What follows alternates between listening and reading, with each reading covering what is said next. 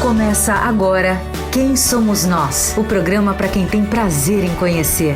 Uma parceria Eldorado FM e Casa do Saber. Apresentação Celso Loduca.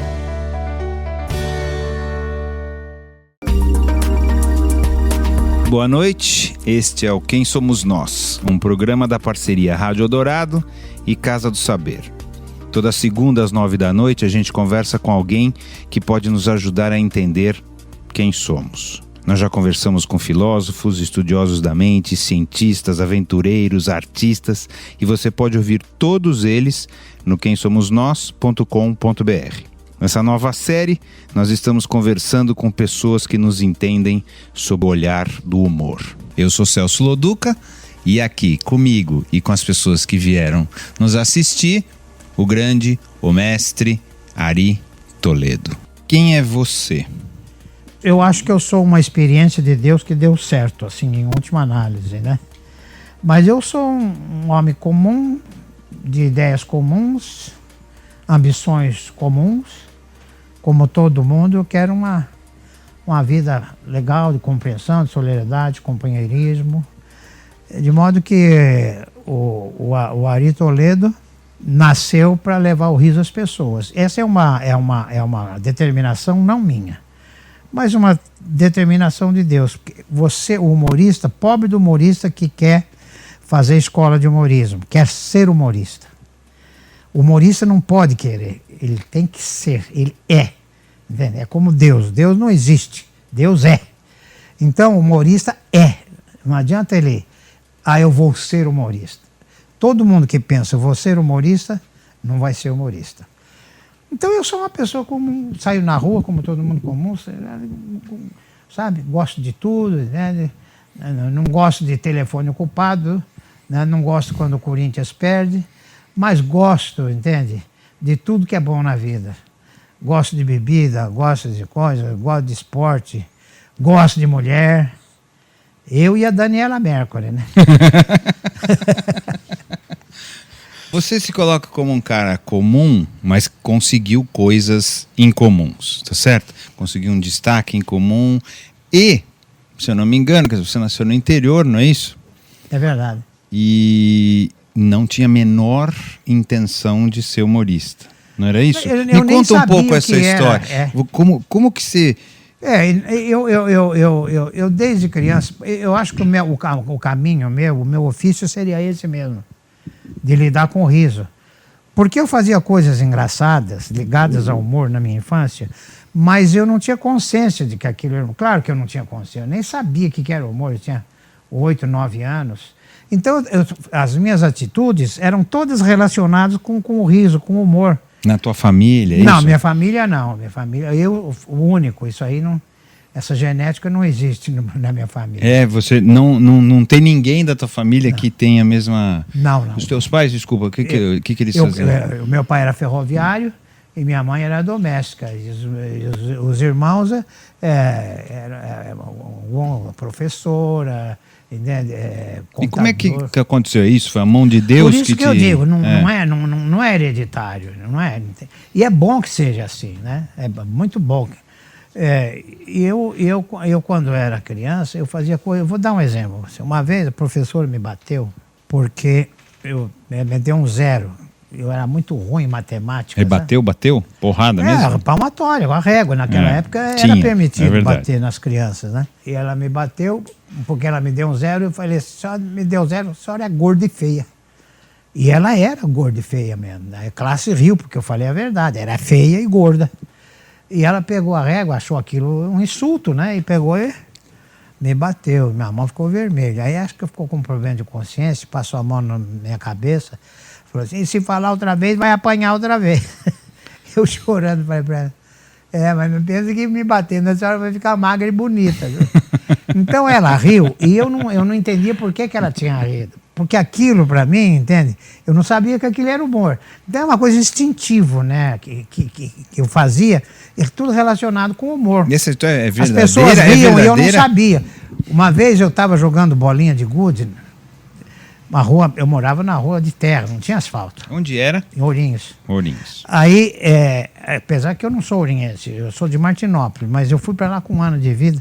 E eu costumo dizer que gato que nasce em forno é pão, né? E eu tava jogando bolinha de gude, que eu não sei porque gude é uma coisa mole, né? Bolinha de vidro, né? É coisa Por que chama? Também não sei, não faço ideia. Não entendo porquê, né? Mas o Brasil tem essas incoerências, né? Rua Direita é torta, Rua dos Protestantes só tem católico, Rua Formosa é feia pra cacete, né? Que no imposto de renda quem não tem nada a declarar é obrigado a declarar que não tem nada a declarar. Patrícia Poeta nunca fez um verso.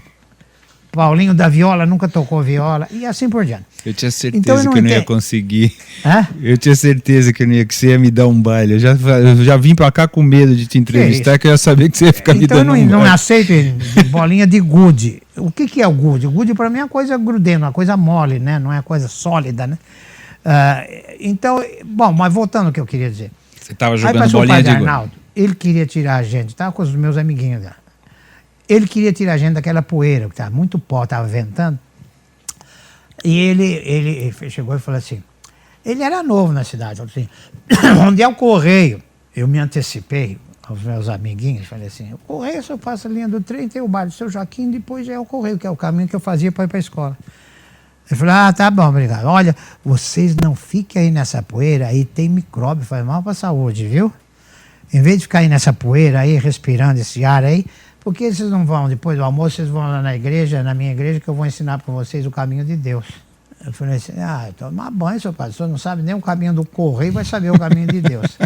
E ele riu. Eu não falei tomar banho, eu falei tomar outra coisa, né? E eu não entendia por que ele ria. Como não entendi por que a professora riu quando eu falei que ela não ia ficar magra e bonita. Como o senhor também, que o menino me xingou, né? Na escola, e eu peguei, eu falei assim, na saída você vai ver só. Tá?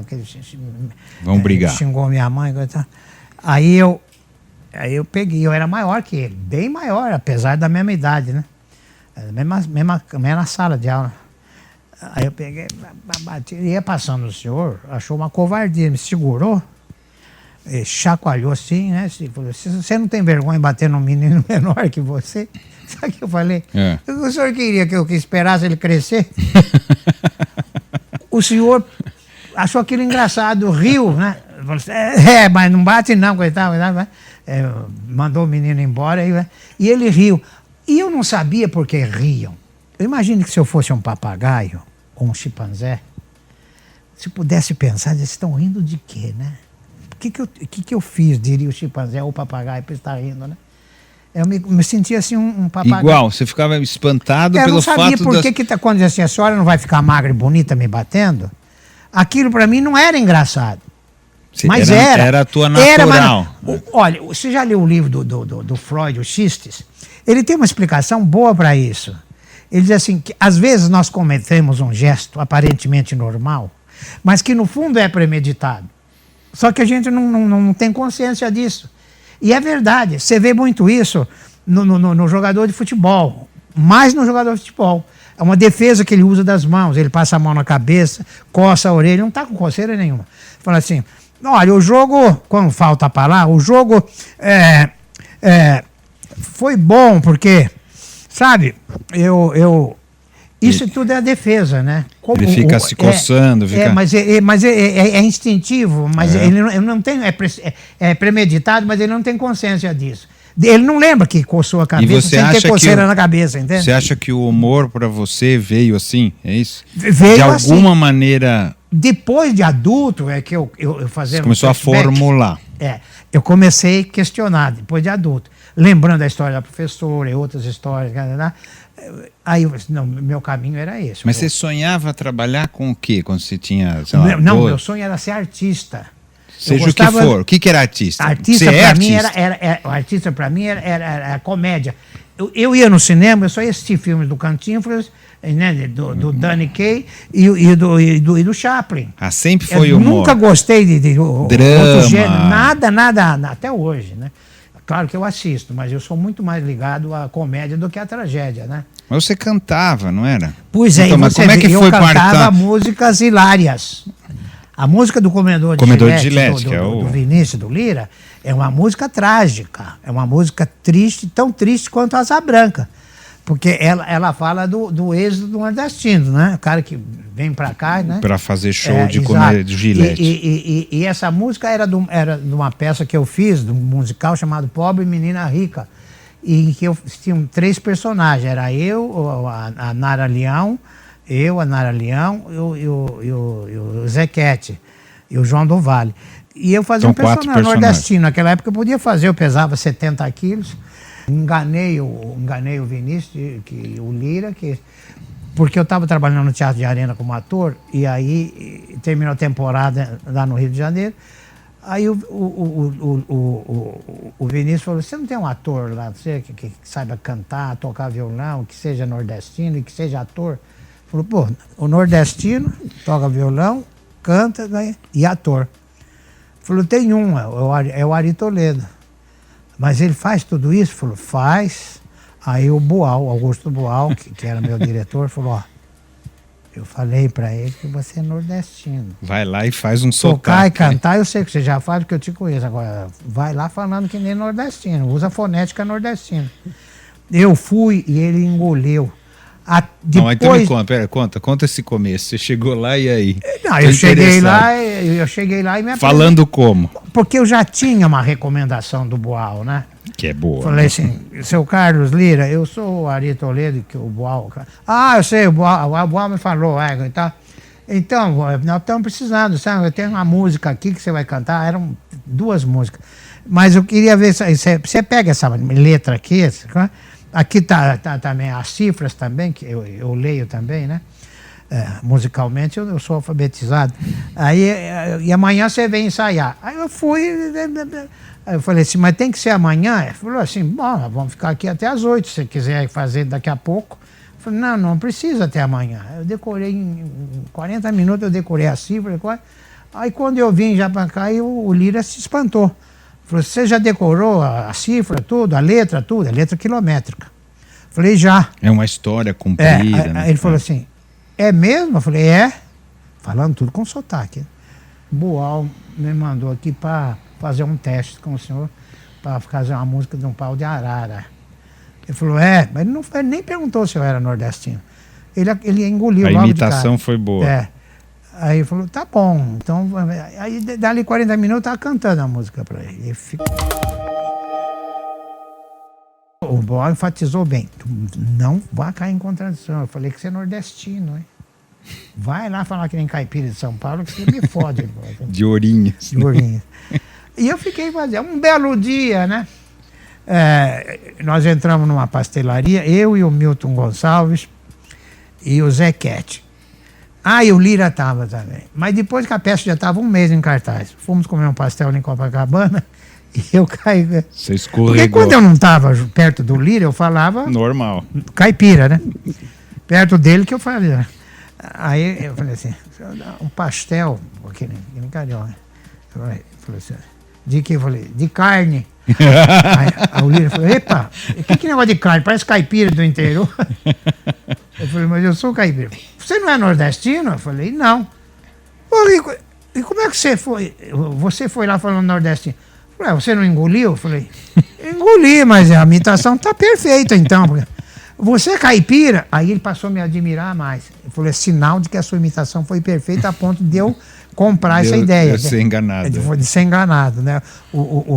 Aí, quando terminou a temporada, o e a música era para chorar e o público ria. Aí o Vinícius fazendo É que você cantava, eu me lembro quando eu era criança, eu já vi na televisão, eu não vi aí. Eu vi quando você fazia na televisão. Você cantava para rir, não é isso? O jeito que você fazia era para rir. Quando eu cantei no programa da Elis Regina, a Elis ficou do meu lado. Foi a estreia do programa dela, o Fino da Bossa. Estava fazendo uma novelinha como ator na Record e no intervalo lá eu cantava essa musiquinha. Foi uma rodinha, a Elis ia passando, ela e o Manuel Carlos, que faz novela hoje na Globo. Eles pararam, a música prende, né? Eu ouvi e falou: que música é essa? Vocês não conheciam?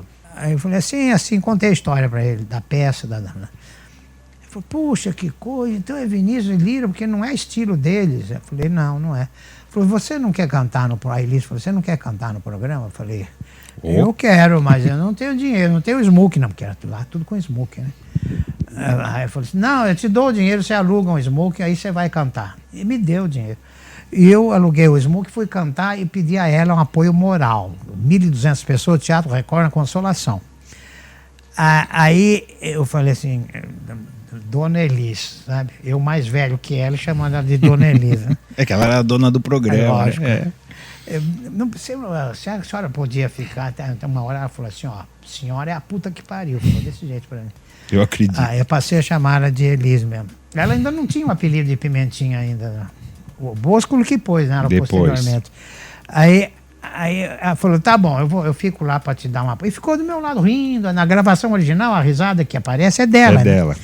E aí ria, e eu comecei a me transportar para a infância. Por que estão rindo dessa música? Não tem nada de engraçado. Não é, a história é muito triste. Triste. E o público ria, eles ria, é o jeito, né? Aí, dali 2 dias, o Vinícius falou assim, poxa... Você estragou minha música. Eu falei, você, rapaz... Mas ele não falava o que era. Rapaz, você fez o programa... Eu pensei que ele fosse dar bronca, né? Antes que ele desse bronca, eu falei, poeta, não quis... Usei esse termo, não quis esculhambar. Eu não quis esculhambar a sua música. Falou, não estou falando isso, é o contrário. Eu fiquei muito contente com a sua interpretação, porque outras pessoas, porque depois que terminou a peça, outros gravaram. Eu não fui o primeiro a gravar. Não fui, não. Ah, é? Mas ninguém fez sucesso. O Luiz Vieira gravou, o Renato Aragão gravou, né? Mas ninguém fez sucesso. E aí ele falou, o caminho é o humor, porque fazer rir com essa música é muito difícil. A Elis falou a mesma coisa, o Manuel Carlos falou a mesma coisa. E eu fui na deles e deu certo. E agora foi esse o momento. Deu certinho. Foi esse o momento. Você falou, dali pra diante... Foi esse o momento. Aí eu cantei, bisei no dia. Aí no dia seguinte eu estava contratado pela Record, que era... Para cantar o Comedor de Gillette. Não, e outras coisas que eu tinha alicerce. Não era só essa música, eu tinha outras coisas também. E então aí eu quero voltar.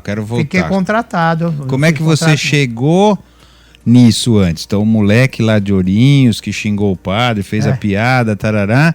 E daí? Você trabalhou lá, começou já fazendo algum trabalho lá para poder depois chegar na aí? Na Record. Antes, lá atrás.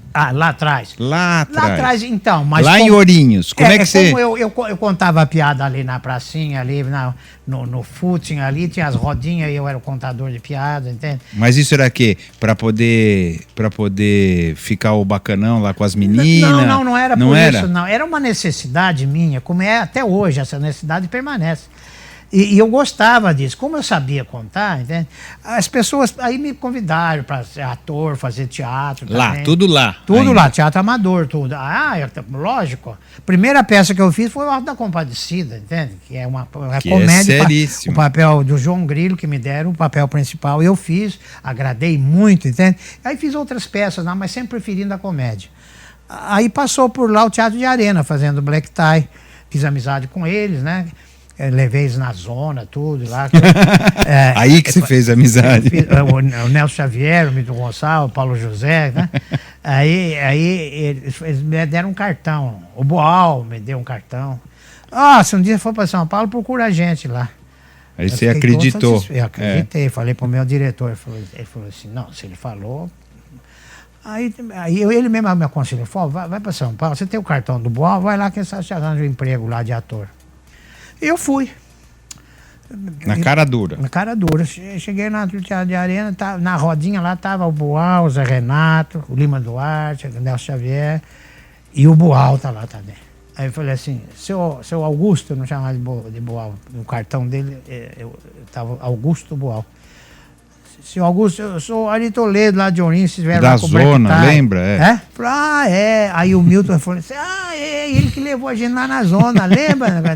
Eu falei, eu queria trabalhar aí no Arena, que é um teatro interessante, na dramaturgia brasileira, interessante, eu gosto disso. Era mesmo.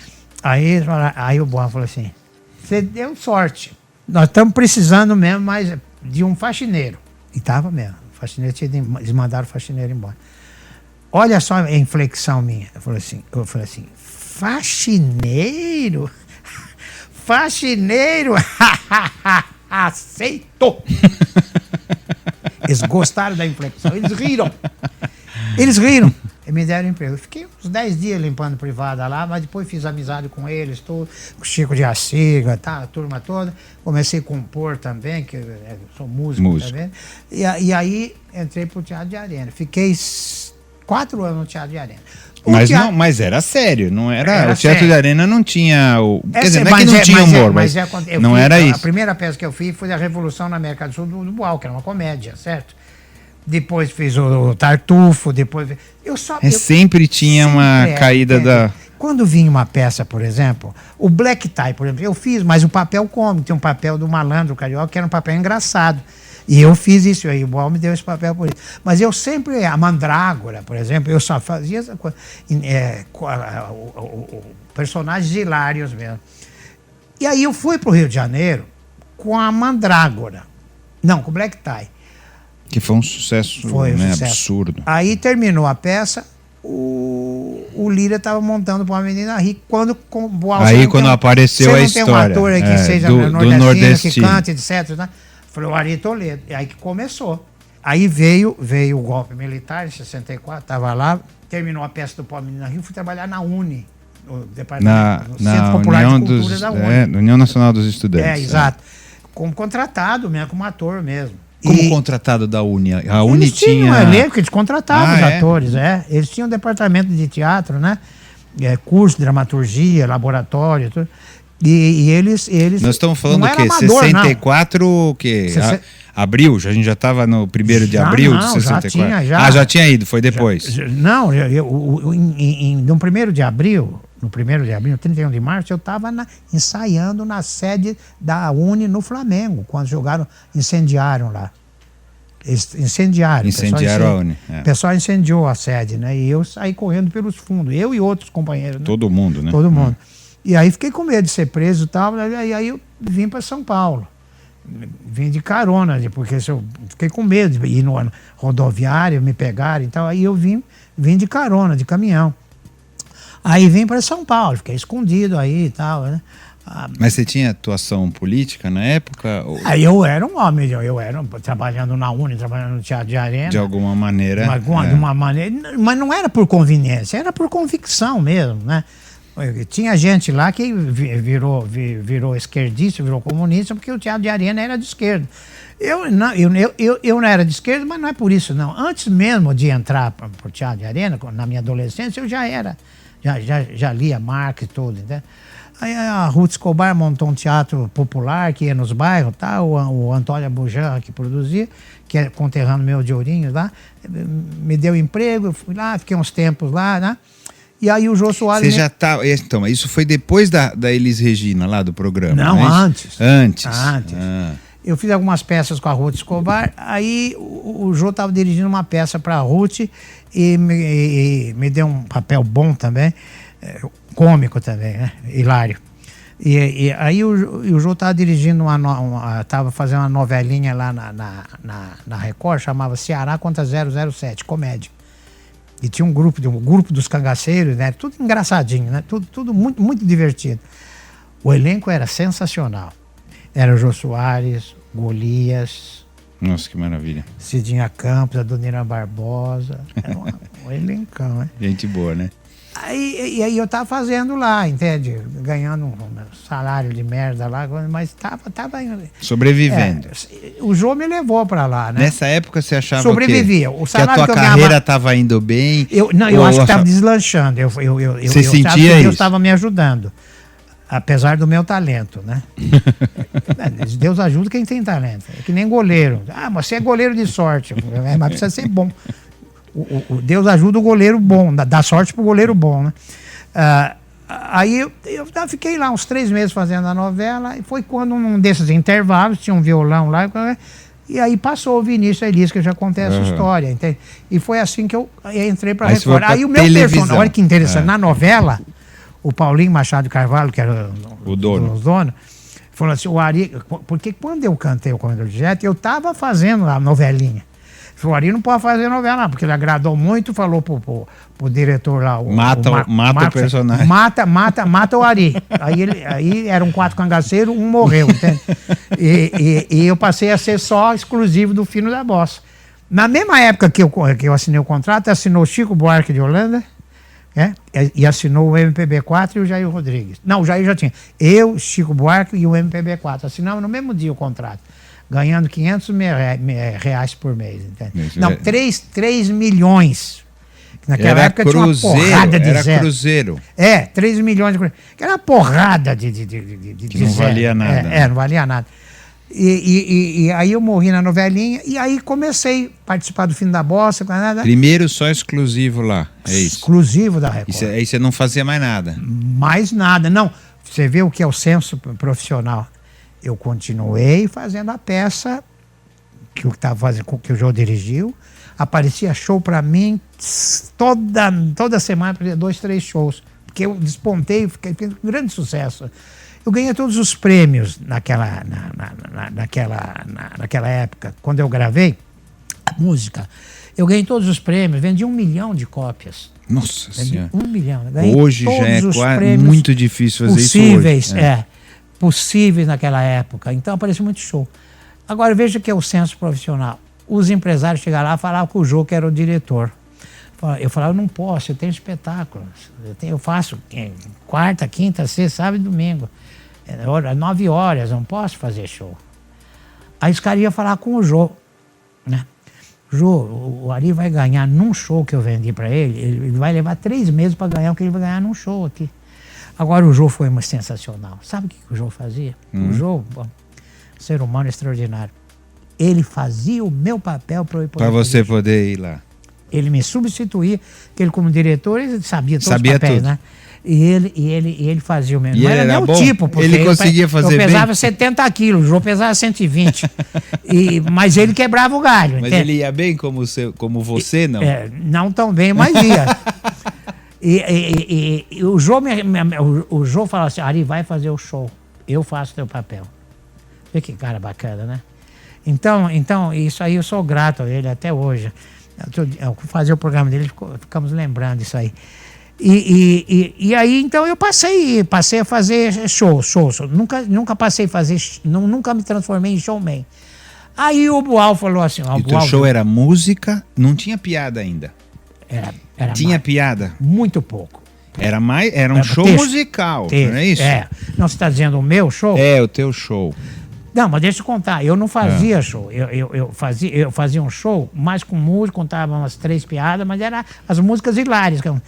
Aí o Boal teve ideia de expandir mais, entende? Dar uma dimensão maior, fazer com mais texto e mais piadas, entende? E montou um show, ele e o Guarnieri escreveram um show para mim chamado A Criação do Mundo Segundo Ari Toledo. Foi uma surpresa, que eles vislumbraram no Ari Toledo a possibilidade de um sucesso ainda maior. Falou, nós estamos escrevendo um show para você, entende? Sem você autorizar. Falei, tudo bem. Falei, você vai fazer, o Teatro de Arena vai produzir, nós vamos ser sócios. Né? Meio a meio. A Arena produz e você interpreta. Então eu falei, tudo bem. Aí veio um sucesso extraordinário, aí não parei mais. Aí veio o segundo show que eles escreveram também. Aí eu passei a escrever sozinho, depois fiz com o Chico de Assis. E aí deslanchou de tal forma que... muita televisão, não é isso? Você continuou fazendo muita televisão? Não, eu pedi a conta na televisão, porque eu no teatro... Você ganhava muito mais. Ganhava muito mais, entende, do que eu ganhava no teatro. E os shows que eu fazia, aí eu fiquei contratado 2 anos na Record. Aí eu pedi a conta e passei a ser freelancer. Aí nunca mais você foi contratado? Não, fui contratado na Bandeirantes em 68, um programa ficou 1 ano só, mas começou a me prejudicar também, caí fora. Eu nunca fui apaixonado por televisão. A televisão foi apaixonada por mim, mas eu nunca fui apaixonado por televisão. Por quê? Eu tenho uma opinião sobre a televisão. Eu acho que a televisão é o fogão, o artista é a lenha, as cinzas joga fora, né? Então eu nunca deixei a televisão me usar. Eu usei a televisão. Isso eu faço até hoje. Que te dá uma projeção. Do Silvio Santos uma vez por semana. Então você ia. Exatamente. Mas era domingo, na hora do almoço, eu podia à noite fazer teatro, não prejudicava nada. Contava piada contava lá. minhas piadinhas lá, ia pro teatro fazer o show, lá no Zacro, onde fiquei 6 anos em cartaz. Mas eu nunca... O Silvio me ofereceu o contrato. Eu falei, não, Silvio, eu prefiro ficar assim, porque se amanhã eu tiver que ir a Manaus, eu posso ir, não sou obrigado a assinar ponto, entende? Então eu sempre preferi. Mas eu sempre gostei muito mais do teatro do que na televisão ou cinema, né? Por causa do contato? Sim, a reciprocidade...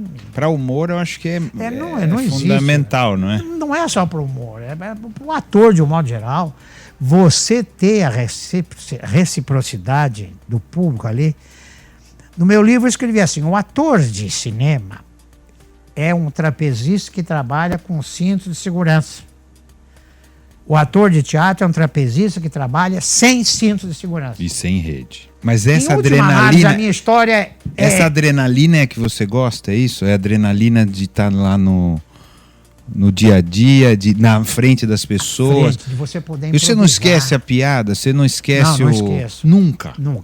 Nunca aconteceu? Não, aconteceu. De você já dar uma bobeada? Não, isso claro, de ter feito um show ruim? Mas é que o público, ele se integra de tal forma no meu espetáculo, que mesmo errando, eles acham gozado e aceitam, né? Eu errei essa, vou pular essa, tá? Porque eu não sei mais, tá? E vai embora. Vai embora, porque também não tem outra solução, né?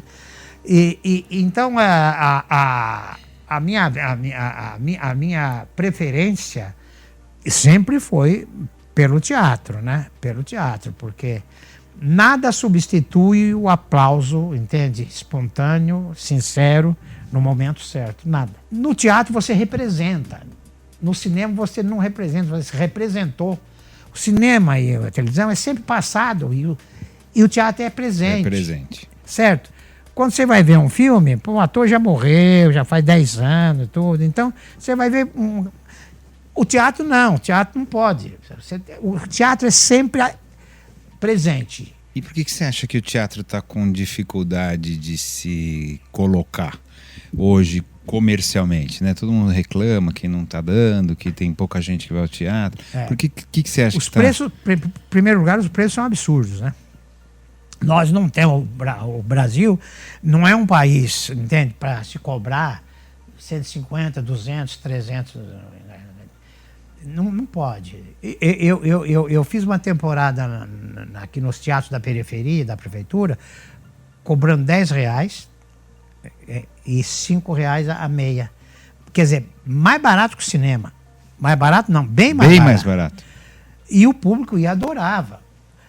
Então aí... Mas é viável? Quer dizer, sobra dinheiro para você? Quer dizer, no meu caso, que eu sou sozinho, eu não tenho elenco, né? É você o violão. Quem tem elenco aí não sobra, né? Porque eu também já produzi espetáculo com elenco grande também. Aí não sobra nada, é mais o prazer, é mais a satisfação pessoal mesmo. Mas no caso do humorista, o humorista tem uma despesa mínima, né? Que é o eletricista, o bilheteiro... não é mais nada, né? Quer dizer, o aluguel do teatro que você paga e você fica com lucro aí de 60%, 70%. Ao passo que a peça fica com lucro de 10%. Isso se fizer sucesso. Como o Serviço Nacional do Teatro, eles pouco apoio dá, entende? Eles jogam tudo para a Lei Rouanet, eles não dão verba, eles autorizam você a captar recursos, entende? Mas eles não dão subvenção a você, entende? Então, você, sem a subvenção, você não pode cobrar barato. Você tem elenco para pagar, isso tudo. Se a gente receber subvenção, a gente podia trabalhar quase que de graça até, entende? Sendo subvencionado pelo Ministério. Pelo governo. Mas eles não fazem isso. O que eles fazem, você se inscreve no Ministério da Cultura, recebe uma autorização do Ministério para captação de recursos. Recurso de empresa privada. E aí, então, você consegue sobreviver. Só assim. E assim mesmo se for sucesso. Porque eles não subvencionam a temporada toda. Eles te dão a verba para você montar, para você abrir o pano. O resto então, os ensaios, todo, aluguel de teatro, roupa, a produção, tudo, a captação de recursos te dá isso. A partir daí, acaba o recurso e aí você vai contar com a bilheteria. Se for sucesso, você ganha dinheiro. Se não for sucesso, você não ganha, mas também não perde, porque a grande despesa é a produção. O que custa mais caro é a produção, né? Vamos falar de sucesso? Você estava falando de for sucesso, não for sucesso. Você vem fazendo sucesso há um tempão. Mais ou menos com o mesmo estilo, não é isso? O país mudou e você vem fazendo sucesso. A que você atribui o teu sucesso continuar, ou as pessoas continuarem te reverenciando? Então eu falei, eu vou conversar com Ari Toledo, todo mundo fala, meu Deus, eu adoro ele, eu adoro ele. Então, o que você atribui isso? O país mudou muito, lá de 64, claro. Para agora. As pessoas mudaram muito. Por que o teu humor sobrevive? Em primeiro lugar, eu acho que eu tenho um pouco de sorte também, eu acho. Mas independente disso, eu acho que eu tenho talento. Eu acho que eu tenho muito talento, sabe? Por experiência própria, pelos 50 anos convivendo com essa gente, levando o riso às pessoas, aqui no exterior. Então, mas era outra gente, né? Há 50 anos era tudo diferente. Era diferente, mas então me conta um pouquinho o que o humor é um fenômeno universal. O humor, o riso, ele é válido, ele é aceitável, ele é em qualquer parte do mundo, certo? O que difere um pouco é o material usado, né? O que difere um pouco, o estilo não, porque o meu estilo é o teu jeito, é o meu jeito. Eu sempre fui um eterno observador. Pobre do humorista que não vive em constante observação, ele está condenado ao ostracismo. E eu sou muito observador. Aliás, todo humorista ele é mais observador do que o ator ou outra coisa. Você vai numa festa, o cabeleireiro fica analisando o penteado, o joalheiro a joia, né? A roupa, o humorista ele vê a roupa, o sapato, a joia, ele vê tudo, entende? E isso que mantém você, entende? Num alto nível de comunicação, num alto nível de atualização, entende? Você vê que há 50 anos atrás, se você falasse a palavra bunda... Era uma loucura, né?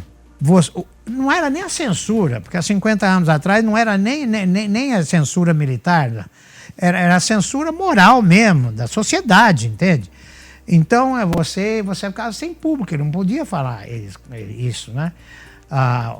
O primeiro palavrão dito no TBC em 55 pelo Leonardo Vilar, na peça O Panorama Visto da Ponte, ele soltou um filho da puta e perdeu metade do público. Que loucura isso. Por causa desse... Então, é exatamente isso. Então, naquela época, a gente... outro país, outro público. A gente tinha... O que a gente fazia? Eu fazia a sátira política. A sátira política, você não usa o palavrão, você usa a política. Você está entendendo?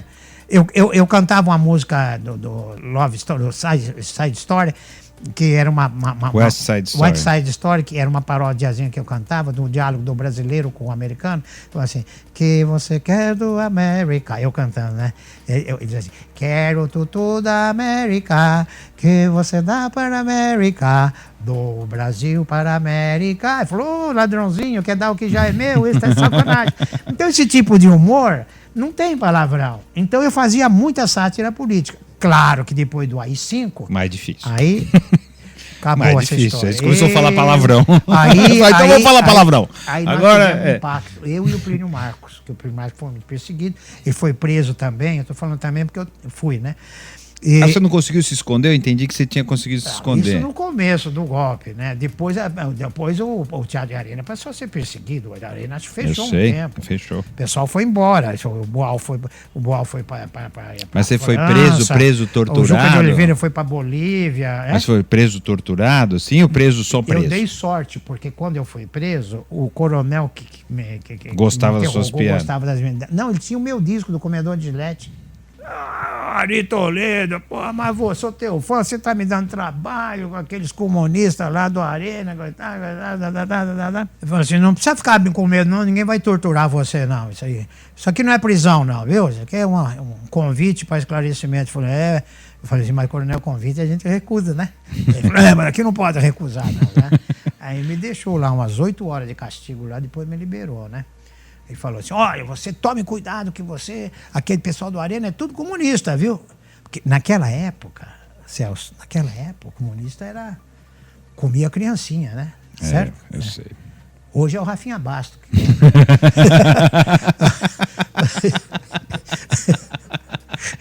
Mas o coronel, imagine se ele não fosse meu fã, eu podia ser torturado, né?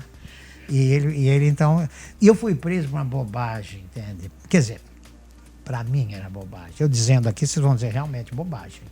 Mas para eles, que achava que comunista comia criança, sabe qual a piada que eu fui preso? Quando saiu o ato institucional número 5. Que foi o pior de todos, porque o ato institucional, viu, Celso? Viu, meu amigo? O ato institucional, ele dava liberdade para a Polícia Federal invadir a sua residência sem mandato judicial. Metia o pé na porta, prendia, tá? Não tinha habeas corpus, não tinha liminar, não tinha nada. 10 dias sem incomunicável. Incomunicável e tudo. Lá eles batiam, torturavam, tudo. O Vandré ficou, entende? Com problema na cabeça, de tanto que apanhou, entende? Então a gente tinha muito medo disso. E eu sempre fui muito ousado. O ato institucional número 5, num dos artigos, era o seguinte: fica proibido qualquer alusão política em rádio, televisão, cinema, teatro, jornal. O jornal tinha censura prévia. Existia um censor lá dentro do jornal com lápis vermelho dizendo o que podia e o que não podia. Quando ele riscava, o Estadão botava a receita de bolo no lugar do censurado. Então tinha censor lá dentro, a censura prévia mesmo. Televisão também, né? Então, no dia que saiu o ato institucional, você fez a piada. Recebeu o comunicado lá, né? No mesmo dia receberam o comunicado. Proibindo. Aí o Boa falou, cuidado, Ari, porque eles, tá aqui, o ato institucional acabou a mamata. Ele falou, agora não pode fazer alusão política. Eu falei, Aí eu peguei e falei, meus amigos, porque antes do AI-5 ainda contava algumas piadas políticas, músicas políticas, sátiras. Eu falei, o meu show está chegando ao fim e vocês observaram que eu não contei piada política, né? Mas acontece que eu não contei, não falei em política porque está proibido qualquer alusão política. E eu sou um ser humano, eu também tenho medo também, né? Claro que eu tenho. Eu não quero ser preso nem nada. E é perigoso, eu não posso contar, tá? E eu não conto mesmo porque outro dia até um amigo meu falou assim, Ari, o que você está achando da ditadura militar? Eu falei, eu não estou achando nada, porque eu tenho um amigo que achava, agora não estou achando mais meu amigo. Prendeu, cara. Tinha 2 agentes lá, dois policiais lá da Polícia Federal, porque eles entravam, pagavam o ingresso. Sei, eles eram disfarçados. Então você não sabia quem estava lá. Porque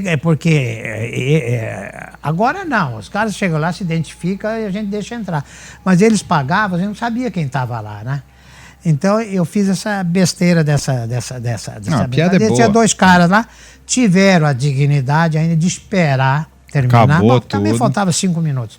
Terminou, eles foram lá no camarim, educadamente, falou, senhor Toledo, o senhor nos acompanha até o DOPS, por favor.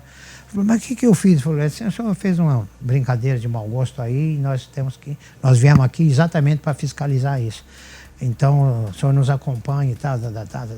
Mas sem truculência. Sem truculência. Aí eu peguei, falei, dá licença só. Eu falei com o pessoal do Arena, que eu ia para lá e tudo e tal.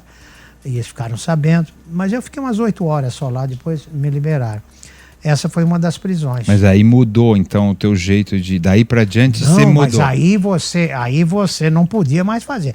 Aí que, então, eu fiz um pacto com o Plínio Marco. O Plínio falou, porra, agora ele não pode falar mais de política. Eu falei, já vamos falar pornografia. Pornografia eles deixavam. Não é que eles deixavam, eles faziam vistas grossas. Eles negociavam com a gente. Olha, você não toca em política? Mas fala dessas coisas. Você fala palavrão, pode falar à vontade, só não fala em política.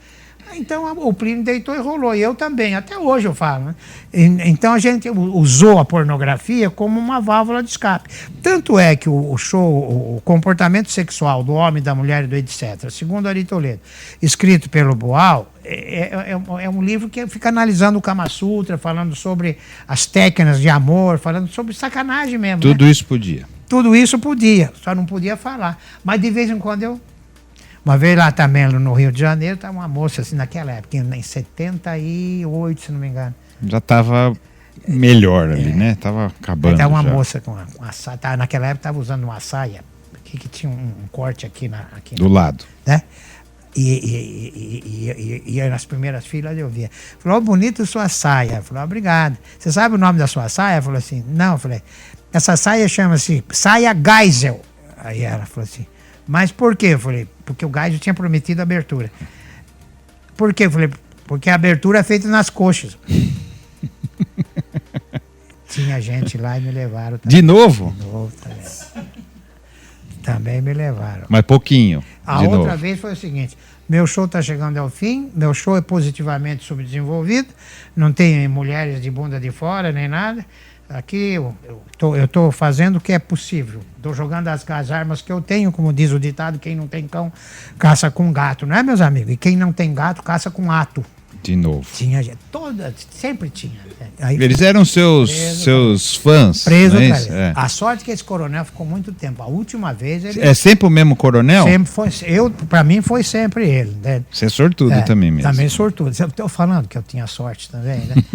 Então, quer dizer, o Ari Toledo mudou de estilo, mudou de repertório, forçado pelas circunstâncias, pelo golpe militar, que você não podia fazer outra coisa.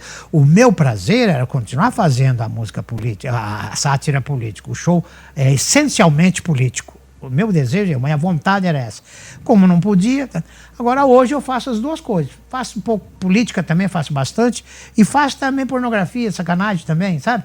Garrou gosto em pornografia também. O brasileiro vicia na sacanagem, né? E aí, então, o show que eu fiz no Zácaro e o show que eu estou fazendo aqui, tá mesclado, assim, meio a meio. 50% de política, 50% de sacanagem e tal, e assim...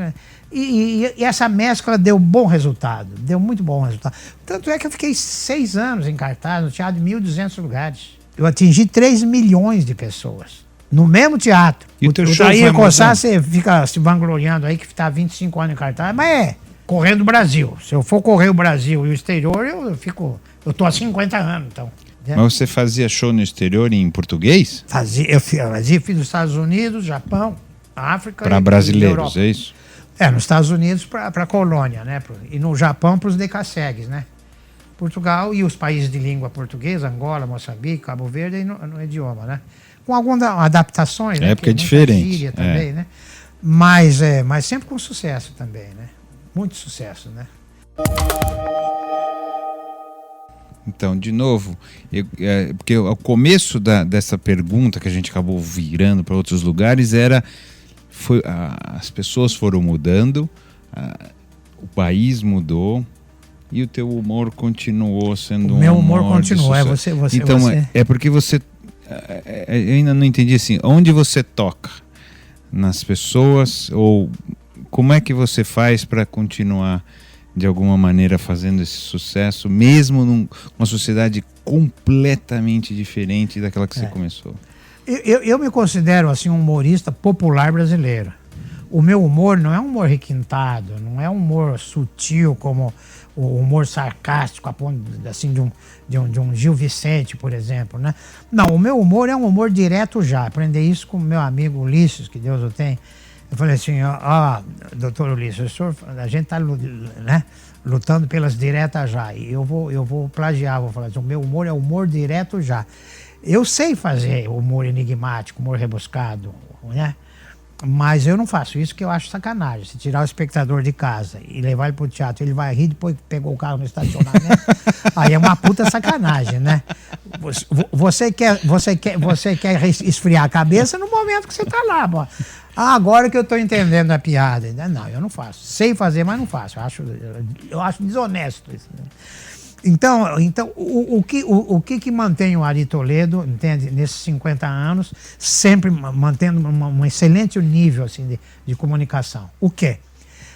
Meu repertório, interpretação, expressão facial. Eu acho que a interpretação, como eu aprendi muito no Teatro de Arena, eu fiz curso, fiz laboratório de interpretação, fiz Você é ator, na verdade. Curso de dramaturgia também, escrevi peças também. E aquele aprendizado com os atores lá do Arena me ajudou muito no espetáculo solo, né? Tanto é que as pessoas falam, poxa, mas você não é humorista, você é um ator. E é verdade. Mesmo porque ninguém poderá ser humorista sem ser ator. Nenhuma mulher poderá ser avó sem ter sido mãe. Então, humorista, não existe humorista entende? Que não seja... Tem gente o que se humorista é coloca ator. hoje O ator isso. não é necessariamente é humorista, mas tem gente que se coloca. Consegue. Não consegue. Por quê? Eu faço o que o Fagundes faz. O Fagundes não faz o que eu faço. Porque eu vou lá no palco, eu canto, eu toco, eu canto, eu toco instrumento. Mas por isso é showman, né? O show não ficar monocórdia. Eu faço o que os atores fazem. Os atores não fazem o que eu faço. Porque se fizessem, estariam fazendo também. Então, hoje em dia, alguns dos humoristas se colocam como atores, outros se falam que não, falam que são eles, porque o ator, na verdade, não é ele, né? É um personagem. Tá certo? E a outros falam, não, sou eu que tô lá. O pessoal de stand-up normalmente se coloca assim, não, sou eu que tô lá, são as minhas coisas. E outras pessoas colocam, não, eu sou um ator que faço isso. Como é que você vê isso agora? O olhar do humor brasileiro que está agora... Você se refere ao stand-up? Ou stand-up ou não stand-up. Tem as coisas que não são stand-up. Veja bem, existem vários humores hoje brasileiros acontecendo. O ator, simplesmente o ator, ele pode fazer um espetáculo hilário. Você escreve um texto bom para ele e ele vai provocar riso na plateia. Mas nem por isso ele é um showman. Você pega um texto bom e dá para pega uma piada bem feita e dá para uma criança contar, você vai rir. O importante é o texto. É a história. Por que a gente gosta do Milor Fernandes, por exemplo, do Caruso, etc? Por quê? Pelo texto, porque eu sou rigorosamente a favor do texto, sabe? Um texto bom. Eu tenho colegas, não gosto, não me sentiria bem nem precisa. Citando nomes, entende? Um tipo de humor elementar demais, entende? Mas eles não descobriram que o grande valor de um espetáculo é o texto. Até um ator canastrão pode salvar um texto bom. O que não acontece é o contrário. Então, eu faço 1h30 de show. Que você é um pouco stand-up, né? Sem tomar um copo d'água. Isso é um jeito de stand-up, não é? É uma forma de stand-up, mas não é stand-up, porque o stand-up ele aborda um tema só. Ele chega e faz 15... Sempre sobre ele, né? Geralmente ele fala tudo na primeira pessoa, né? Eles fazem grupo, 2, 3, 4, aí um faz 15 minutos, outro vem, outro entra. Né? Então eles abordam um aspecto da sociedade. Hoje eu vou falar sobre a lotação, no ônibus, o ônibus lotado. Hoje eu vou falar, entende, sobre os hospitais. Hoje eu vou falar Pega um tema, e vai naquele tema, mas ele não aguenta 1h30, porque fica macete, entende? O meu ele aguenta por quê? Porque tem música, tem piada, tem mágica, tem efeitos especiais, entende? E isso tudo somado, entende? O espectador embarca e até esquece que o tempo já passou, né? Mas já, entende? Então, isso é o importante. Agora, o mais importante de tudo é o texto. Nesse show que eu estou fazendo, eu faço um monólogo. Você que escreve todos os seus shows hoje. Eu faço um monólogo da letra F, que é o diálogo de um freguês num restaurante, o freguês com o garçom. E o freguês fala 522 palavras, todas iniciadas com a letra F. Garçom não, garçom. E as pessoas... Não é um texto engraçado, mas ele não causa riso, mas causa uma perplexidade. Claro. O público não respira, fica assim, não. Ele vai errar, não vai fazer. Semana passada, lá no ABC, lá em Mauá, a espectadora falou, agora ele vai errar. Falou assim. O público até ouviu, deu risada dela, né? E a gente não erra.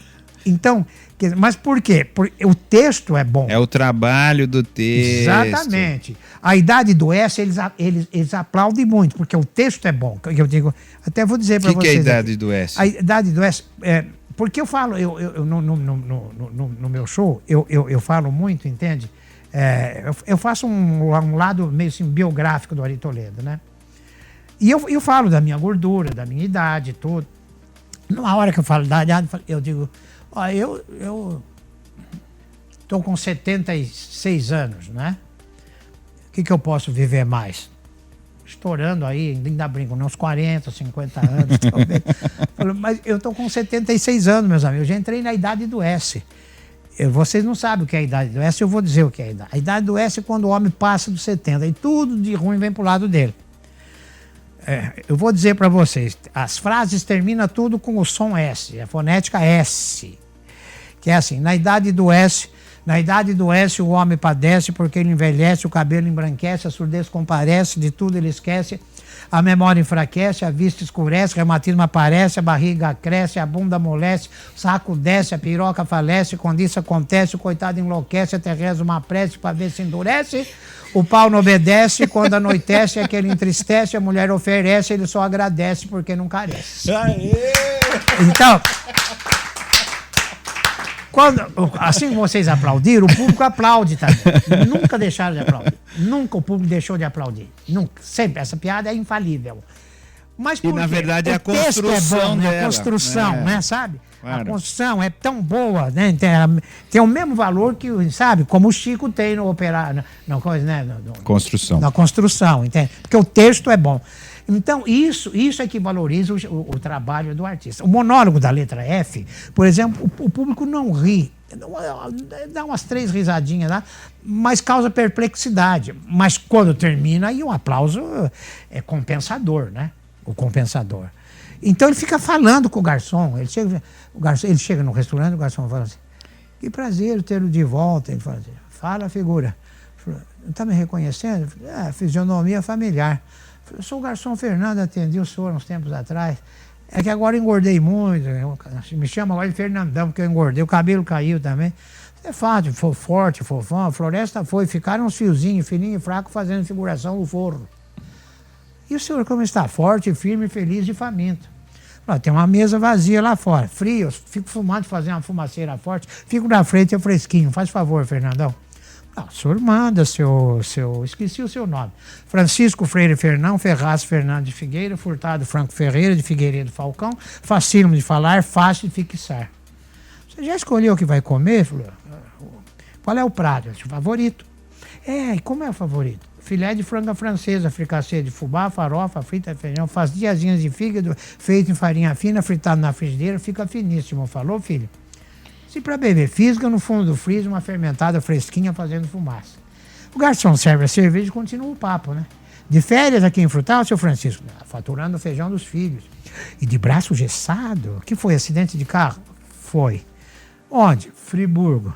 Como foi? Fresco num Fiat fedorento, fuleiro, ferrugento. Fazendo frescura em frente ao fute, falhou o freio. Fiz uma fez fina no Fusca, foi fechando, fiquei fora da faixa, furei o farol fechado, fui em frente ao furgão. Porrada violenta? Felizmente foi fraco. O furgão ficou fixo, fiz ferver o frição, fui freando o Ford Fiesta. Fiz os ferimentozinhos. Feri a fronte e a face, fraturei a falange. Tá cheio de assinatura aí no gesso. Quem são? Falou, filhos. E quantos filhos sorteio? Aí é a pausa que a gente fala, agora ele se fudeu, né? Five. Fabinho, Flávio, Fernando. E assim, são 522 palavras, né? O final é assim, o garçom fala, eu estou impressionado, fala tudo com F. Com facilidade. Então, se o senhor falar mais 15 palavras com F relacionado com o almoço, não precisa pagar a conta. Aí fala, feito. Filé de frango à francesa, fatiado em fatias finas, fritado na frigideira, ficando fiado, fico feliz e freguês fiel. Fala, se ferrou que eu contei, só deu 14, e agora? Foda-se, fosse. Enfim. Aí quando chega, atingiu as 522, o público viu que eu não errei, eles aplaudem delirantemente. Eles torcem para eu errar. Não, torce para eu errar, não. Não, torce para acertar, na verdade. Não, eles torcem para. Eles torcem para não errar. Não, mas eles duvidam que eu não vai errar. Eu duvidei também. Eles duvidam. Sabe aquele número de circo, o cara põe um rolete assim, põe uma tábua, aí ele fala, tudo bem. Aí põe outro rolete, aí vai cair. Agora ele cai, não é possível. Né? Ele põe outro e não cai. Não, agora ele cai, agora não é possível. Tem 5 roletes, ele vai cair. Quando chega no fim do número, não caiu, aí o aplauso vem muito mais sincero e muito mais efetivo, né? Muito mais entusiasmado. Me conta um pouquinho, que isso é interessante. Qual é o teu processo de criação nesse sentido? Você vai sentar e falar, vou fazer um texto de F? É isso? Não, como começa isso? Piada, textos, monólogos, nunca você pode fazer por encomenda. Tudo o que eu fiz hoje foi instintivo. Inclusive, as músicas das quais eu participei dos festivais da Record, as músicas sempre foram feitas assim, espontaneamente. As piadas são feitas espontaneamente, os monólogos são feitos. Esse monólogo da letra F, ele me deu mais trabalho do que o show inteiro. Esse monólogo eu levei mais ou menos uns 2 meses para fazer. Porque você percebe que é uma conversa com começo, meio e fim, não é uma coisa jogada. Absurda, né? Então, o que eu gastei de fumaça, de papel... E de dicionário, né? Pegou a letra F no dicionário e ficou lá, vai caber, não vai caber. Então eu fui fazendo, parava, porque eu tenho esse processo, não está dando certo, não força não. Não força não, deixa, esquece, aí no dia seguinte você retoma. Para compor também, eu nunca compus uma música numa vez só.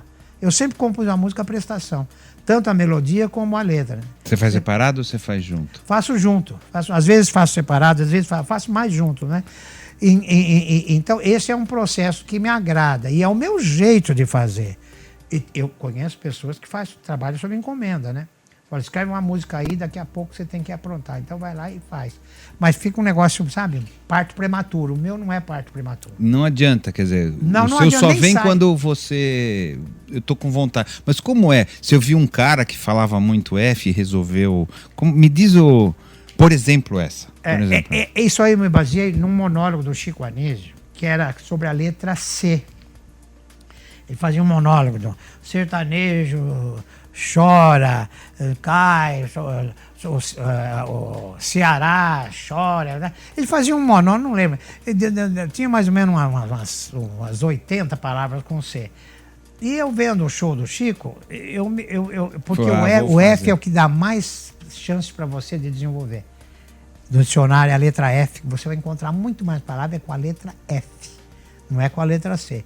E o show, o Chico fez com a letra C, porque ele é do Ceará, e ele queria prestar uma homenagem, então ele fez com a letra C. E eu fiz com a letra... Você de Ourinhos fez com a letra F. Com a letra F, então. Então eu comecei a fazer, né? Eu levei meses para fazer isso aí. O show eu escrevi num mês. O monólogo eu levei quase 3 meses para fazer. Mas compensou. Mas o processo é esse. A música também é a mesma coisa. É aquilo que eu digo, é a observação. Você começa a observar, você começa a pensar, Ninguém fica inspirado assim de graça. Ninguém. Inspiração não é uma coisa que você compra no supermercado, né? Sabe, no shopping. Não. A inspiração, ela vem. Eu sou muito, por exemplo, eu tenho uma agilidade mental muito grande, né? Deus me deu esse privilégio também. Para você ter uma ideia, as pessoas ficam admiradas quando eu conto isso. Lá no Pantanal, no sítio do Sérgio Reis, eu gosto muito de pescaria de rio. E a gente foi lá, fui eu e o cineasta, o Anselmo Duarte, da Palma de Ouro, gostava muito, né? E nós estávamos pescando lá, no meio do rio, ancorado lá. E aí, o Anselmo estava com a sandália havaiana, ele foi refrescar o pé assim. Lá a uns 300 metros o rio fazia uma pequena curva assim, sabe? Curva de rio para tudo lá, né? E tinha um caseiro lá, um pescador lá, que ficou amigo nosso, mostrava os lugares bons pra gente pescar, tudo. Ficou amigo nosso, tá? E aí, nós estávamos 300 metros acima da casa dele. Aí o Anselmo foi refrescar o pé e a sandália saiu do pé. E a sandália foi indo assim. Eu falei rapidamente, joga outro pé.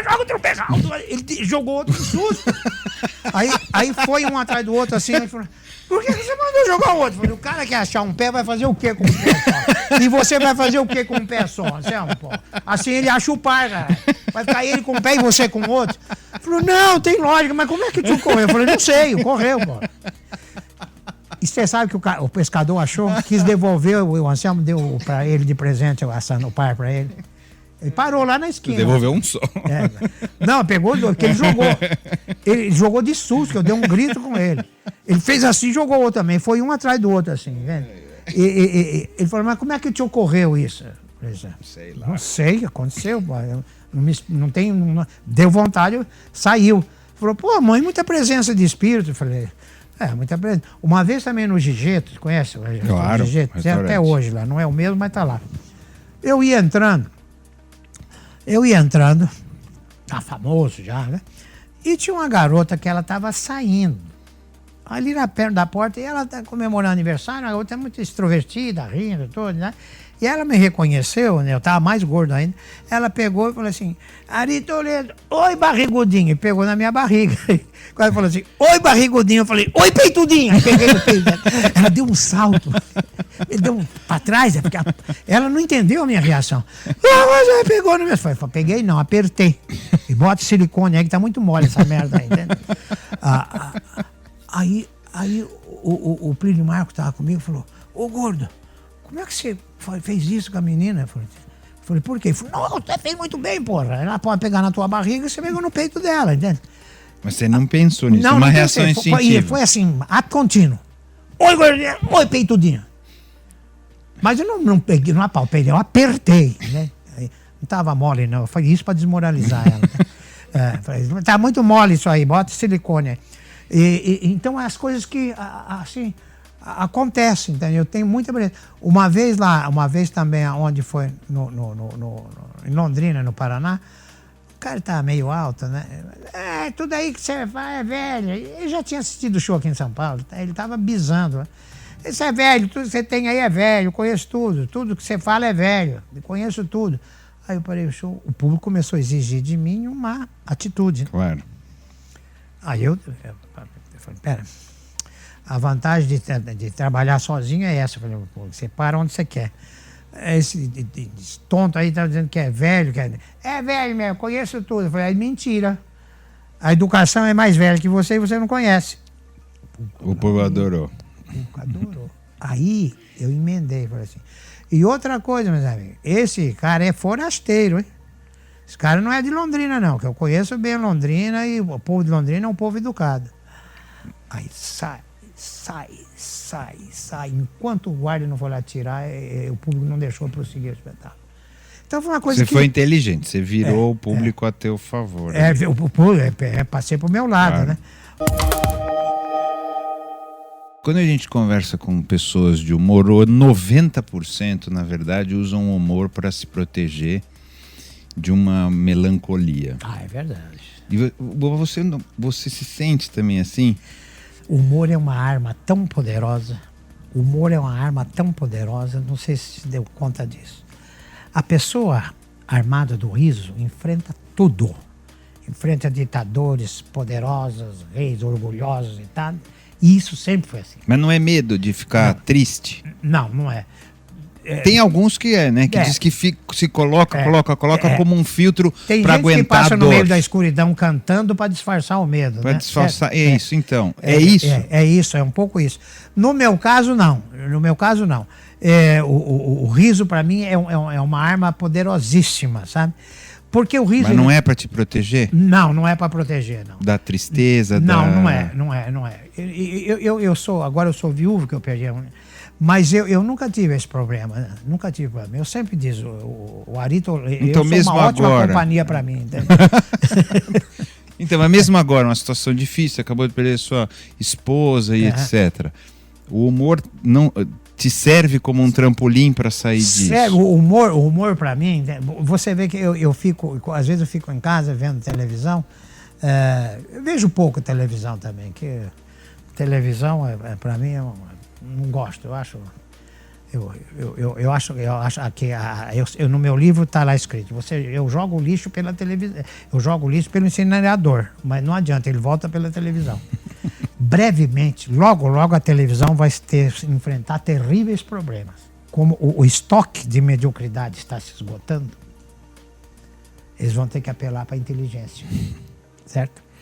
Eu fico contentíssimo, me realizo quando eu posso fazer uma crítica à televisão. Porque eu acho que a televisão é um fogão. Está cheio de exemplos aí. O Renato Aragão é um. Chico Anísio também. Sugaram até a última gota da laranja e jogaram o bagaço fora. O Chico Anísio ficou 10 anos na geladeira na Globo. O Renato Aragão está entrando agora, entende? E outros que passaram por lá. Então a televisão tem isso, né? É um ciclo, né? É cíclico mesmo. Você usa o artista e depois... A vida é cíclica também, a vida não é cíclica. Mas a televisão, eles fazem isso prematuramente. Eles antecipam muito, certo? A vida não antecipa, mas a televisão antecipa. Você ainda está aproveitável, você tem muito a dar ainda, e eles encerram assim mesmo. Eles dão um corte em você. E a minha bronca é o padrão de qualidade que se faz, a televisão que se faz no Brasil. No campo do humor, então, humor fácil, humor piegas, elementar demais, entende? O Zorra dá audiência. Então, por que dá audiência? Porque vou te explicar. Porque a Globo. Não, o Carlos Alberto também da Praça também dá. A Globo dá muito mais. A televisão, o humor na Globo, o Zorra, por exemplo, que eu acho uma merda, dá audiência por falta de opção. Num sábado à noite, se você não assistiu o Zorra, você vai assistir o quê? Ou você vai ver filme, ou novela, ou esporte, né? Não tem outra coisa para fazer. É o Carlos Alberto às quintas-feiras com a Praça e no sábado essa porcaria dessa Zorra aí. Como você é obrigado a ver, e o povão, coitado, no meu livro eu escrevi assim, hoje tem muita é menos obrigado. Das pessoas que não possuem canal pago, que não possuem TV paga, porque fica totalmente desarmado para enfrentar os ataques das TVs abertas. Porque o canal pago, né, é uma defesa sua, né? Mas hoje tem o celular, Eu sei, mas o cara pode fugir também para outras coisas. As pessoas pobres não têm TV a cabo, não tem TV a cabo. Não tem. Tem. Tem TV aberta. Tem o gato, né? Se ele não tendo a TV a cabo, essa é uma arma que ele fica desarmado. Ele é obrigado a aceitar a programação das TVs abertas. Então o que ele faz? Ele assiste. Mas isso não está dizendo que ele está gostando. Ele ri um pouquinho, porque o povo brasileiro é um povo tão hilário, um povo tão bacana, que ele se contenta com tão pouco, né? E nem esse pouco a gente dá para eles, né? Por outro lado, os donos, ou o dono da emissora, raciocina assim, não, tá dando 30, então é bom. Ele tem a falsa ilusão, porque tá dando audiência, que é bom, sabe? Uma vez o senhor falou para mim, Ari, você gosta de novela? Eu falei, não. Eu falei, e você assiste? Eu falei, assisto. Eu falei, então você gosta. Eu falei, não, eu falei que assisto. Né? Então, mas por que você assiste? Eu falei que assisto, né? Eu assisto, sabe? É a mesma ilusão que o urubu tem quando o jato voa na frente dele, ele acha que o jato está fugindo de medo dele, entende? Sabe? Então, é isso aí, né? Porque é uma audiência forçada. Quando diz assim, o corintiano é fiel, não é que o corintiano é fiel, ele é obrigado a ser fiel. Com R$20, o que ele vai fazer a não ser botar a bunda no cimento lá no Pacaembu? Me diz o que ele vai fazer com R$20. Se ele tem 100, ele pega o ônibus e vai comer farofa lá no Guarujá. Não, pode assistir seu show por R$10, levar a mulher ainda. Então, é uma fidelidade falsa, certo? Então, os donos de emissoras raciocinam da seguinte maneira. É bom, tá dando audiência. Como o urubu acha que o jato está voando na frente dele de medo dele. Né? Então, o que acontece? Então, eles ficam fazendo esse tipo de humor horrível, né? Que não contribui em nada. O humor dele é o humor que a gente fazia há 50 anos atrás, adaptado agora. Se você pegar as tiradas que eles têm, isso tudo você vai ver nos meus livros, nos meus CDs, do Zé Vasconcelos, Chico Anísio, etc. Entende? O que os stand-upeiros fazem hoje também, o stand-upeiro, eu chamo de stand-upeiro ou stand-upista, eles dizem que o stand-up comedy tem raiz americana, que é uma mentira do tamanho do Brasil. O stand-up, a origem do stand-up é brasileiro. Na década de 50, minha mulher fez teatro de revista. Naquela época, na década de 40, tudo. Isso aí, a Dercy me contou isso, e eu vi também. As vedetes faziam o número, tinha que trocar o cenário. Eles fechavam o pano. E botavam um cara lá para contar piada. O cara piada. abria a cortina e ia lá na frente, sem maquiagem, sem produção, sem nada, sem microfone também. E ficava lá fazendo stand-up. Para ganhar tempo enquanto trocava. Enquanto as vedetes trocavam de roupa e mudavam o cenário. Então, mas eles não sabem disso. Eles não sabem, por exemplo, que o Zé Vasconcelos, na década de 50, fez isso, entende? Fez um sucesso extraordinário. Absurdo. Ele foi o precursor, realmente, foi o pioneiro, mas eles não sabem disso. Então, os americanos... O stand-up brasileiro tem 60 anos. O stand-up americano tem 30 anos. Eles levaram para lá, copiaram, e agora os stand-upeiros trazem para cá, importam, como sendo de raiz americana. Mas só uma coisa, Mas eles não como é fazem. que eles descobriram o stand-up no Brasil para levar para os Estados Unidos? Eu não sei como foi essa ponte, você sabe, não? Bom, o Quitandinha lá no Rio, os artistas vinham muito, vinham músicos, cômicos, cantores, atores, e eles aprenderam com a gente isso aí. Porque isso a gente já fazia lá, entende? Oscarito, Grande Otelo, já fazia o Quitandinha, entende? Uhum. E eles vinham, traziam, ele não vinha vinha um grupo. Nesse grupo tinha cômico, tinha cantor, eles faziam um show. Entendi. Né? Ali eles aprenderam. Ali eles foram levaram... aprendendo e levando para lá. E aí, os jovens aqui, eles importaram como sendo de raiz americana, mas eles nem fazem por mal isso aí. Eles fazem por desinformação mesmo, né? Mas eu costumo responder para eles usando as palavras do Cristo na hora da crucificação. Pai, perdoe que eles não sabem o que fazem. Mas tem muitos bons, hein? Muitos bons. Estão longe de mim esse egoísmo. Né? Eu acho bom que apareçam, né? Acontece que é muita quantidade para pouca qualidade. Nós temos mais de 2.000 stand-upeiros. No meu tempo, os stand-upeiros da época, é pouquíssimo. Eu costumo dizer que dá para contar nos dedos da mão do Lula. Hoje dá para contar nos dedos da perna da Centopeia. Juca Chaves, em algum momento, o Juca, trabalhou também Juca, assim, né? Isso era Juca, você, sobrinho, o Zé Vasconcelos, Costinha, Zé Vasconcelos, Chico Anísio, Ari Toledo, Jô Soares. Não passava de 10. Hoje passa de 2.000. Mas é bom, não é? Não é bom que tenha mais, não? Não, eu acho. Mas acontece que naquela época não tinha, porque era mais difícil também, né? A exigência do público. Hoje você usa o recurso da pornografia, você agrada. O jovem adora isso. Por que eles aplaudiram o Rafinha quando falou lá no show dele lá que ele comia a Vanessa e o bebê? Os jovens, os adolescentes adoram esse tipo de insulto, né? De bizarrice. Eles gostam disso, sabe? Então, o adulto Como não. você vê isso? Que isso criou uma polêmica assim, gente, as pessoas se dividiram, tá errado, não pode fazer determinado tipo de piada que é feio fazer isso. Né? Como é que você se coloca nisso? Eu nunca me preocupei com politicamente correto ou incorreto. Nunca passou pela minha cabeça. Eu sempre me preocupei em levar o riso às pessoas. Tem piada boa e piada ruim só. Piada ruim. Então, o Chico Anísio dizia que existem 2 tipos de humor. O humor que faz rir e o que não faz rir. Eu discordo dele, apesar de meu amigo, parceiro de música, amigão meu, porque não existe um tipo de humor. É o que faz rir. O outro não é humor. Se não faz rir, não pode ser humor. O limite, você está dizendo isso, né? Isso quer dizer, né? O limite do humor, né? Se o humor tem limite. Se tem. Claro que tem. O humor tem limite. Tudo na vida tem limite. Sabe qual é o limite? Existe uma fronteira. Quando você ultrapassa, você cai. Por exemplo, quando o Rafinha diz assim, eu comeria a Vanessa Camargo e comeria o bebê também. Isso aí ele ultrapassou a fronteira. Aí virou um negócio, virou insulto, bizarrice, né? Ofensa, coisa. Mas não é por isso, não. É porque não provocou riso. Não é um insulto, não é a bizarrice.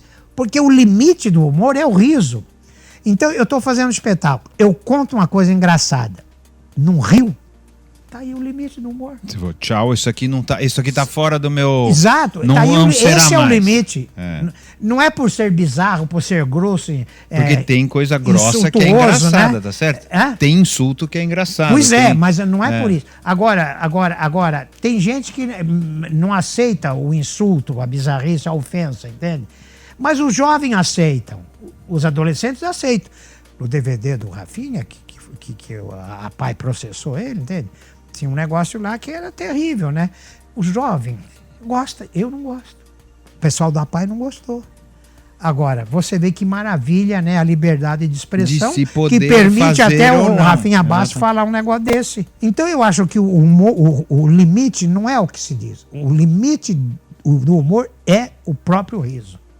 E fora isso, a discussão é besta. Né? Eu acho bobagem, é perda de tempo, eu acho. Eu posso só voltar, antes de você fazer a tua pergunta, eu posso só voltar, porque a gente começou a falar sobre se o humor era para você uma máscara de proteção ou não, e depois caímos na televisão e foi embora, mas me interessa muito isso. Quer dizer, você diz, não é, mas é também. Você me respondeu e não é. Eu queria entender um pouquinho. Momentos. Tem momentos que é um bálsamo. Tem momentos. Você usa como um truque. Um escudo também. É. Certo? Uso. É aquele negócio do medroso atravessar no escuro cantando, fingindo que tá sem medo, né? Certo? Então. E isso acontece. O humor para mim, principalmente, Sempre foi. Depois que eu perdi a Sempre Marli, foi isso? É? Sempre foi assim? Sempre foi, desde criança. E agora mais? Agora mais, porque eu faz 3 meses que eu perdi a minha esposa, né? Então, eu achava que o humor para mim, entende? Ia me proteger, entende? Ia me amparar, ia entende? Fazer companhia para mim e me ajudar a resolver o problema, esquecer o problema, né? Não ajudou muito, né? Mas eu me apego a ele assim mesmo. Pior seria sem ele. Você, né? Ajuda a suportar. Ajuda a suportar. Entende? E tem vezes que o humor, para mim, não tem o menor sentido de proteção. E tem vezes que tem. Humor por humor, às vezes é por nada. É só porque é bom, é gostoso. Exato, é só por isso mesmo. É bem por aí, é bem digestivo mesmo. Né? E às vezes não. Às vezes não, é o teu anteparo com a vida. Exato, é o meu amuleto, né? Se O hoje sentido que você vê para a tua vida é esse? Esse. Não, eu vou confessar para vocês aqui. A minha vida, sempre, desde criança, esteve intimamente ligado ao riso, ao humor, que se eu não fosse humorista, a vida para mim, tenho certeza absoluta, seria louca, absurda. A vida seria absurda. O que quer dizer isso? Mais absurda do que eu acho. Eu até acho muito até. Entende? A vida para mim não teria sentido. Seria viver num planeta sem oxigênio, entende? Eu sempre digo, o mundo sem o riso é um planeta sem áudio, sabe? Então, se hoje eu sou um artista conhecido, não foi por vai. Eu me transformei, me tornei um artista, um humorista conhecido. Não foi por vaidade de querer tirar foto, dar autógrafo, dar entrevista, nada disso. É uma vontade imperiosa que eu tenho de extravasar a mim mesmo. Você não sabe viver. Não sei ver, é o meu oxigênio. Uma vez, quando eu jantando com a Elisa, ela falou assim: eu não concebo o mundo sem a música. Eu falei: vamos aumentar isso aí. Eu não consigo sem a música e sem o riso também, sem o humor. Falou: é isso aí, coitada. E ela falava: a música para mim é o meu espírito, meu oxigênio. Para mim o riso tanto isso é verdade que eu saio na rua, eu vou numa reunião, numa festa, entendeu? E eu começo a contar piada sem que ninguém peça, sem ninguém pedir. Quando eu dou conta, eu estou contando. Aí uma vez até... Mas já não é um tique, quer dizer, você já faz o que as pessoas esperam de você? Não é. Ou Eles não esperam. Sabe assim, é a vontade. Não. Eu não raciocínio. Eles estão esperando, então eu já vou dar. Você está entendendo? Sabe? Não é a puta, ele tá pagando, eu já vou tirando a calcinha. Não é aí. Tem o Ari Toledo que não faz piada? Não. Tem o Ari Toledo que não é engraçado? Não, existe. Na festa? Não, existe. Tem momentos que você não pode ser humorista no momento. Eu, quando estou orando, por exemplo, você não pode ser engraçado, né? Sabe? Eu já fui engraçado até transando já, entende? Sabe? Involuntariamente? Não? Involuntariamente. Mas a gente tem os momentos, né? Lógico, a vida não é só humor, não é só o riso, né? Claro. Por exemplo, eu no velório da Marli, eu chorei que nem criança, que nem quando minha mãe faleceu também. Minha mãe faleceu, eu estava entrando em cena aí no Zácaro, né? Aí eu fiz o show, o público não percebeu, foi um dos melhores shows que eu fiz. Aí eu consegui trancar o problema no camarim. Eu tenho essa facilidade.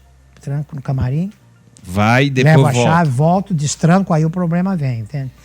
Então mas o riso é um grande companheiro meu, né?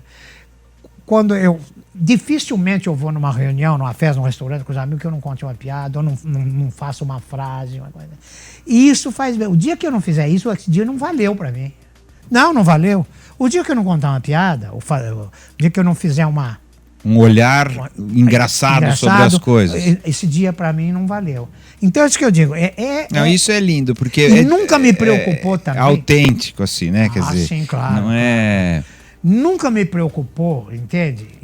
Ganhar dinheiro. Me preocupou muito mais aquilo que eu ofereço para o público e me preocupa muito mais. Você recebe. Aquilo que eu dou do que eu recebo. Eu me sinto muito mais dando do que recebendo. Claro, a gente é vaidoso, recebe o aplauso, né? Mas eu me realizo muito mais a hora que eu ofereço do que quando eu recebo. Eu quero encerrar com uma pergunta que eu também faço para todo mundo, que é: quem somos nós, humanos, sob a tua visão? Nós, humanos aqui na Terra, você é até religioso, ou sob o teu ponto de vista religioso, sob a tua experiência de vida, você tem 73 anos, né? 76 anos, com a tua experiência de vida, com tudo que você viu acontecer, com a ditadura, com a prisão, com o humor, com a morte, com as dores. Como você vê nós, humanos? Quem que você acha que nós somos? O que nós estamos fazendo aqui? Qual é o sentido disso aqui? Qual que é a tua visão? A pergunta é difícil de ser respondida, claro, né? Muito difícil, né? Mas por mim, eu tenho que o ser humano é a criatura mais incompreensível. Eu acho que Deus, quando criou o ser humano, entende? Ele devia estar meio sonolento, porque eu acho que ele podia melhorar bem, né? Eu acho que nós podia melhorar bem, né, o ser humano, né? Porque o ser humano é incrível, né? As coisas, as atitudes do ser humano são coisas... A guerra, por exemplo, uma estupidez tão grande, né? A devastação da floresta. O ser humano, no mesmo tempo que ele destrói uma árvore para transformar em carvão, ele pega essa madeira e faz um instrumento musical para provocar música, para oferecer música para a gente. O ser humano faz a guerra, o ser humano tem atitudes assim, belíssimas e tem atitudes condenáveis, né? Então é muito difícil você entender o ser humano. Entender o ser humano, a mulher principalmente, né? É muito difícil compreender a mulher principalmente, né? Então eu penso o seguinte, que o ser humano foi a grande motivação psicológica de Deus, entende? Para justificar a criação de alguma coisa. Essa é alguma coisa que é o ator principal dele. Este mundo é um palco e o ator principal dele é o ser humano, certo? Só acho que ainda está um pouco canastrônico. Eu acho que ele podia melhorar bem. O homem pode se melhorar bem. O homem pode evoluir muito mais ainda. Então, essa pergunta que você me fez, eu englobo dentro dessa filosofia puramente tolediana. Tá bom, muito obrigado. Obrigado de verdade, com toda a tua sensibilidade, todo o teu olhar sobre a vida, sobre as coisas, o bom humor, obviamente. Obrigado de verdade. Obrigado. Você ouviu Quem Somos Nós? Uma parceria Eldorado FM e Casa do Saber. Apresentação Celso Loduca.